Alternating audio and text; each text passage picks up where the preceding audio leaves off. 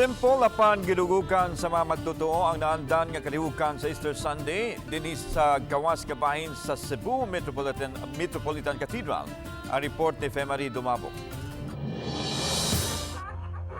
Di sama sa tulukan ng aging mga tuig nga minus sa mga bata nga makita sa kadlawon sa Easter Sunday tungod sa pandemya.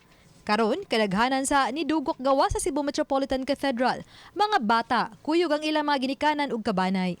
Ang 8 anyos nga si Millicent Blando, alas 2 sa kadlawon pa lang nag-atang na.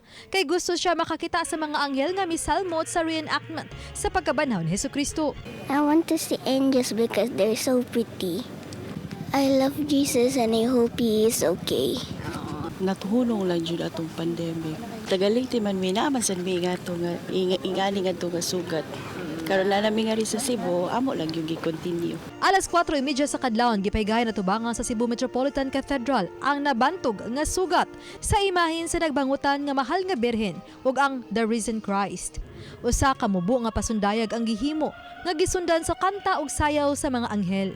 Unya ang 3 ka minuto nga fireworks display. Nangulo sa kalihukan sa Cebu Archbishop Jose Palma. Gisunod usab dayon ang Santos nga misa. Let us celebrate.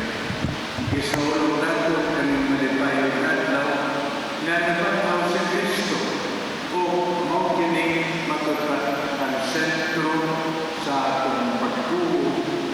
Samtang hugot nga seguridad ang gipatuman kay alauna pa lang sa kadlawon hangtod na sa pagtapos sa Santos nga misa ana ang presensya sa kapulisan, mga barangay tanod o traffic enforcers. Dito sa lungsod sa Minglanilla, dulaan sa 30,000 ka mga tao ang misaksi sa Sugat Kabanhawan Festival 2023.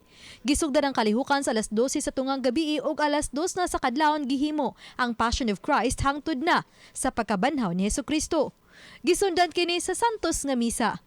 Pagkahapon, gibay ng street dancing ug ang pagkuruna sa Kabanhawan Festival Queen. Makahulugan usab ang sugat nga gipaygayon sa St. Joseph the Worker Cathedral sa Dakbayan sa Tagbilaran sa Bohol. Nga gisaksihan sa gatusan ka mga manimbahay. Mga babae ang nagdala sa karo sa Birhen Maria ug mga lalaki usab ang sagibutangan sa nabanhaw nga Kristo. Human makuha sa anghel ang belo sa Birhen isip simbolo sa paghuman sa iyang pagbangutan, dunaw say gisabwag nga mga buwak. Uban ni Godfrey Relieno Rod Prado, Femari Dumabok. Balitang Bisdak.